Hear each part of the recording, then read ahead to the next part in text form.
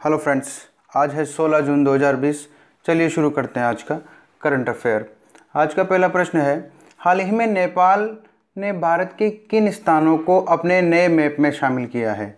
तो अभी नेपाल ने कालापानी, लिपुलेख व लिम्पियाधुरा स्थानों को अपने नए मैप में शामिल किया है और ये सभी स्थान उत्तराखंड के पिथौरागढ़ जिले में स्थित हैं।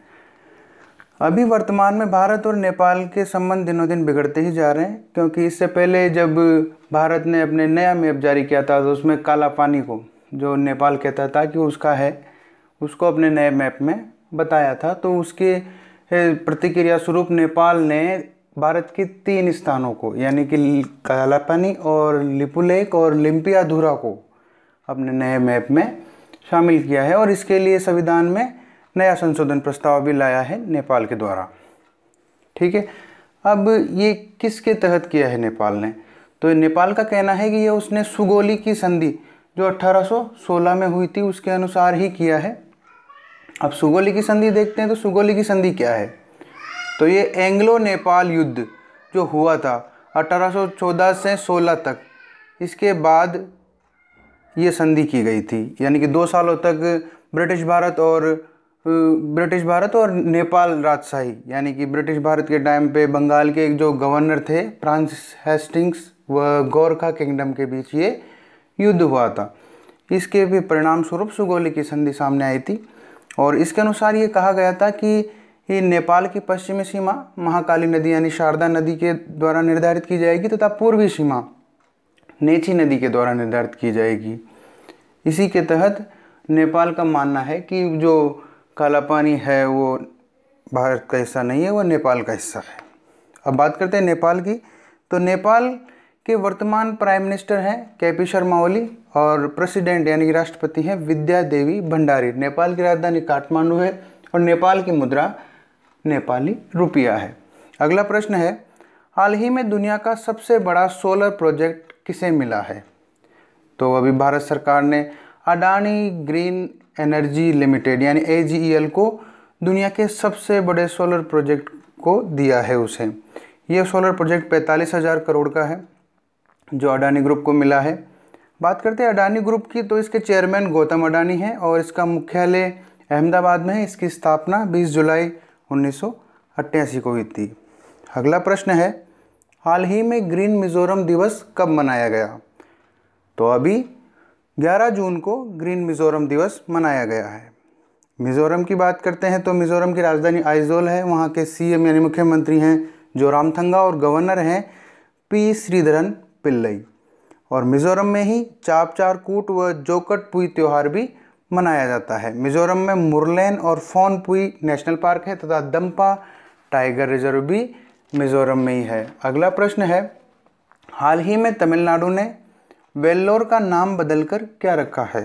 तो तमिलनाडु ने वेल्लोर का नाम बदलकर वेल्लूर कर दिया है अब, क्योंकि अभी हाल ही में तमिलनाडु सरकार ने लगभग 1018 चीज़ों के नाम बदले हैं, जिनमें ये वेल्लूर भी शामिल है। साथ ही तमिलनाडु ने कोयम्बटूर का नाम बदलकर कोयपुत्थुर भी रखा है, यानी कि कोयम्बटूर का नाम बदलकर कोयपुत्थुर कर दिया है।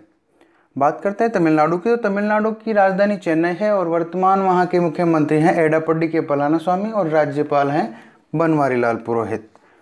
अगला प्रश्न है, हाल ही में किस राज्य ने पर्यावरण मंत्रालय का नाम बदलकर पर्यावरण व जलवायु मंत्रालय कर दिया है? तो ये अभी महाराष्ट्र सरकार ने किया है। पर्यावरण मंत्रालय का नाम बदलकर पर्यावरण व जलवायु मंत्रालय कर दिया है। अब महाराष्ट्र की बात करते हैं तो महाराष्ट्र की राजधानी मुंबई है और मुख्यमंत्री हैं उद्धव ठाकरे और राज्यपाल हैं भगत सिंह कोश्यारी। अगला प्रश्न है, हाल ही में प्रवाल त्रिभुज दिवस कब मनाया गया? तो ये 9 जून को मनाया गया था। अभी क्यों मनाया जाता है? तो ये समुद्र संरक्षण को चिन्हित करने के लिए मनाया जाता है और प्रवाल त्रिभुज से तात्पर्य यहाँ पर प्रवाल भित्ति, मछली पालन और खाद्य सुरक्षा से है, यानी कि यह दिन प्रवाल भित्ति, मछली पालन और खाद्य सुरक्षा पर प्रवाल त्रिभुज यानी कि CTI CFF की पहल है, उसके द्वारा ये मनाया जाता है। अगला प्रश्न है, हाल ही में विश्व रक्तदाता दिवस कब मनाया गया, यानी कि वर्ल्ड ब्लड डोनर डे कब मनाया गया? तो ये 14 जून को मनाया गया है। इसे पहली बार 2004 में मनाया गया था। अगला प्रश्न है, हाल ही में दुनिया के सबसे उम्र दराज क्रिकेटर का 100 वर्ष की आयु में निधन हो गया है, तो उनका क्या नाम था? तो अभी वसंत राय जी का निधन हुआ है। वो 26 जनवरी 2020 यानी इसी वर्ष 100 साल पूरे हुए थे उनके, यानी 100 साल बर्थडे मनाया था उन्हें, 100वां बर्थडे मनाया था अपना, और अभी कुछ ही दिनों पूर्व जून में उनका निधन हो गया है। अगला प्रश्न है, हाल ही में अमेरिकी मिलिट्री एकेडमी से ग्रेजुएट होने वाली पहली सिख महिला कौन बनी है? तो अभी सेकेंड लेफ्टिनेंट अनमोल नारंग अमेरिकी मिलिट्री एकेडमी से ग्रेजुएट होने वाली पहली सिख महिला है। अगला प्रश्न है, हाल ही में किस बैंक ने ग्रामीण इलाकों में रहने वाले लोगों के लिए समर ऑफर्स लॉन्च किया है? तो अभी HDFC बैंक ने ग्रामीण इलाके के लोगों के लिए समर ऑफर लॉन्च किया है। HDFC बैंक की बात करें तो इसकी स्थापना अगस्त 1994 में हुई थी और इसका मुख्यालय मुंबई में है और वर्तमान CEO इसके आदित्य पुरी हैं। अगला प्रश्न है, किस बैंक ने अपने ग्राहकों के लिए I delight monsoon magic bonanza scheme launch की है? तो ये अभी ICICI बैंक ने लॉन्च की है। अगला प्रश्न है, हाल ही में ब्रिटेन की सरकार ने लंदन के साउथ हॉल स्थित सर हेनरी हैवलॉक सड़क का नाम बदलकर किसके नाम पर रखने की घोषणा की है? तो अभी इस सड़क का नाम, यानी कि सर हेनरी हैवलॉक सड़क का नाम बदलकर गुरु नानक देव के नाम पर रखने की घोषणा की है, यानी कि अब इसका नाम, इस सड़क का नाम हो जाएगा गुरु नानक मार्ग। अगला प्रश्न है, 13 जून को किस देश में आविष्कार दिवस मनाया जाता है? तो 13 जून को हंगरी में आविष्कार दिवस मनाया जाता है। हंगरी की बात करें तो हंगरी की कैपिटल है बुडापेस्ट, इसके मुद्रा है फोरेंट और इसके वर्तमान प्रेसिडेंट हैं जोनास एडर, और हंगरी एक यूरोपियन कंट्री है। अगला प्रश्न है, हाल ही में वैश्विक आर्थिक संभावना रिपोर्ट 2020 जारी की गई है, तो ये किसने जारी की है?